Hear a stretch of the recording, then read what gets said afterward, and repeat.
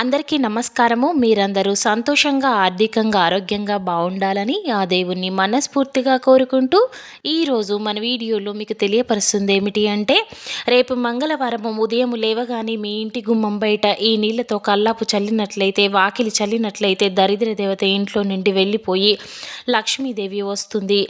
మీకున్న సమస్యలకు పరిష్కారాలనేది దొరుకుతూ ఉంటాయి. అలాగే సంతోషంగా మీ కుటుంబ సభ్యులతో గడుపుతూ ఉంటారు. మన ఛానల్ని మీరు మొదటిసారిగా చూస్తున్నారా? అలా అయితే తప్పకుండా సబ్స్క్రైబ్ చేసుకోండి. ఈ వీడియోకి ఒక లైక్ ఇచ్చేయండి.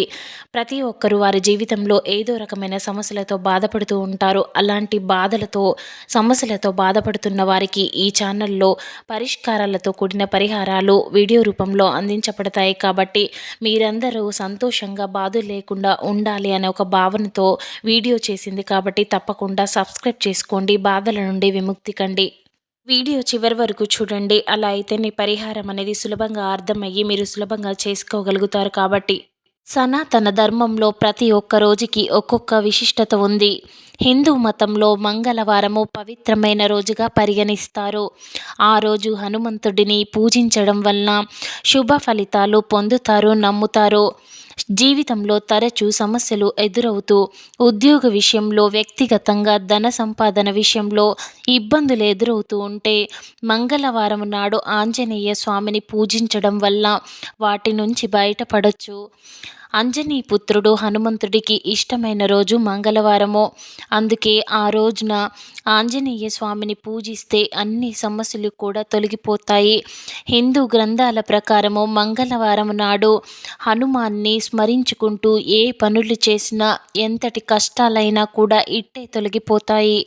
ఇలాంటి విశేషమైన మంగళవారం నాడు ఎలాంటి పనులు చేయకూడదు, ఎలాంటి నియమాలు పాటించాలి అనేది తెలుసుకుందాము. ఇలాంటి మంగళవారం రోజున జుట్టు గోర్లు కత్తిరించకూడదు. జ్యోతిష్య శాస్త్రంలో మంగళవారాలు జుట్టు గోర్లు కత్తిరించడం అనేది నిషిద్ధము. మంగళవారము నాడు జుట్టు షేవింగ్ చేసుకోవడము, గోర్లు కత్తిరించడము అశుభం అని నమ్ముతారు. ఈరోజు ఈ పనులని చేయడం వలన మనిషి జీవితంలో సంపద, తెలివితేటలు కోల్పోతాడు. మత గ్రంథాలు మంగళవారం రోజు ఎవరి దగ్గర డబ్బు తీసుకోకూడదు లేదా ఇవ్వకూడదు, అప్పు కూడా ఇవ్వకూడదని చెబుతున్నాయి. దీనివల్ల ఆర్థిక ఇబ్బందులు, నష్టాలు వచ్చే అవకాశం ఉందని నమ్ముతారు. మద్యము, మాంసాహారులకు దూరంగా ఉండండి. మంగళవారము బజరంగ బలికి అంకితం చేశారు కాబట్టి ఈ రోజున సాత్వికంగా ఉండటము చాలా ముఖ్యము. మంగళవారము నాడు మద్యము, మాంసాహారము తీసుకుంటే మీ పనుల్లో ఆటంకాలు ఎదురవుతాయని నమ్ముతుంటారు. అటువంటి పరిస్థితుల్లో మంగళవారము మద్యపానము, మాంసాహారానికి దూరంగా ఉండాలి. మంగళవారం నాడు ఏ అమ్మాయి అయినా లేదా స్త్రీ అయినా సౌందర్య సాధనాలు కొనకూడదని జ్యోతిష్యము కూడా చెబుతుంది. అలా చేయడం వలన వారి వైవాహిక బంధంలో చీలిక వస్తుంది. మంగళవారం నాడు నల్లని బట్టలు ధరించకూడదు.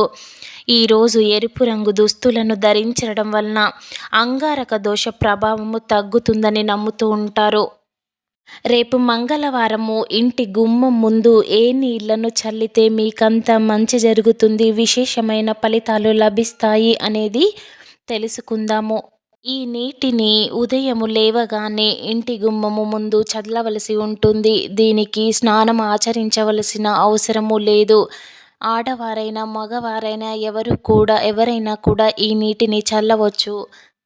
చాలామంది వారి పనులు కాకపోవడం వలన ఇంట్లో వాళ్ళ మీద కోపము చూపిస్తూ ఉంటారు కదా. అలా జరగకుండా అన్ని పనులు కూడా సక్రమంగా జరిగిపోతూ ఉంటాయి ఈ నీటిని ఇంటి ముందు చల్లడం వలన. అలాగే ధనము, ఐశ్వర్యము, సౌభాగ్యము కలిసి వస్తుంది. ఎన్ని విశేషమైన ఫలితాలను ఇచ్చే ఆ నీరు ఏమిటంటే పసుపు నీరు.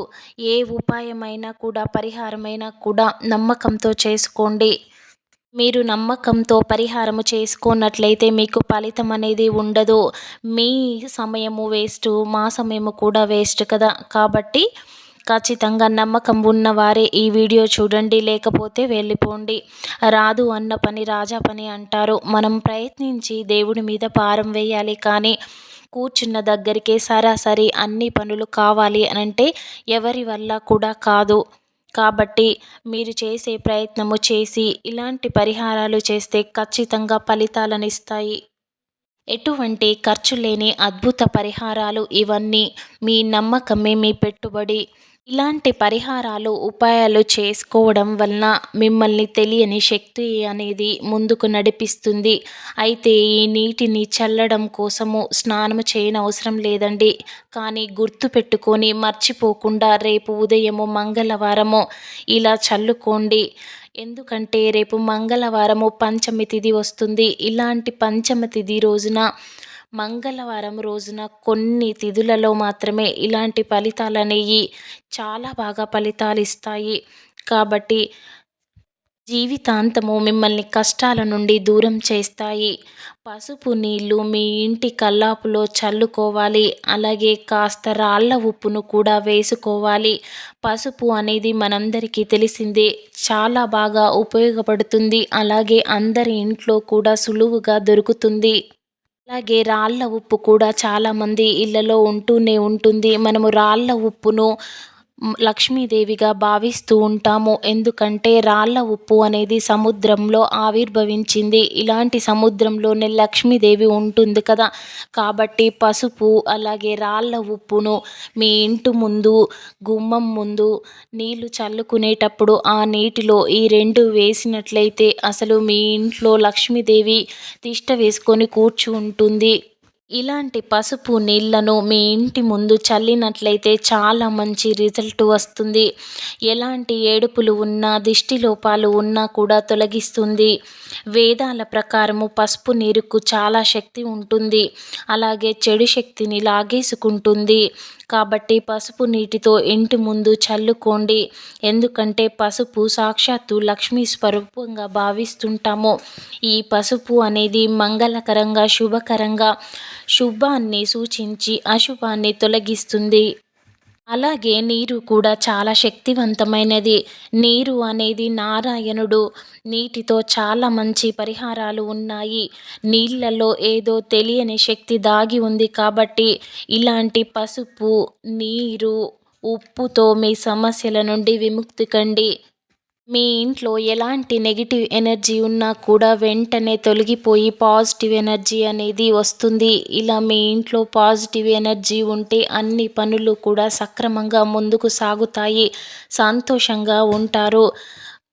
ఆర్థిక పరంగా, ఆరోగ్యపరంగా, వ్యాపారపరంగా ఎలాంటివైనా కూడా ముందుకు సాగి లాభాలను కురిపిస్తాయి. ఒక బకెట్ నీళ్లలో ఒక చెంచాడు పసుపును, ఒక చెంచాడు రాళ్ళ ఉప్పును కలిపితే చాలు. కలరు రావాలని ఏమీ లేదండి. రంగు కోసము చూసుకోకుండా పసుపు అలాగే రాళ్ళను ఒక స్పూన్తో వేసి మీరు ఇది కలిపిన తర్వాత ఈ నీటిని చల్లుకోండి.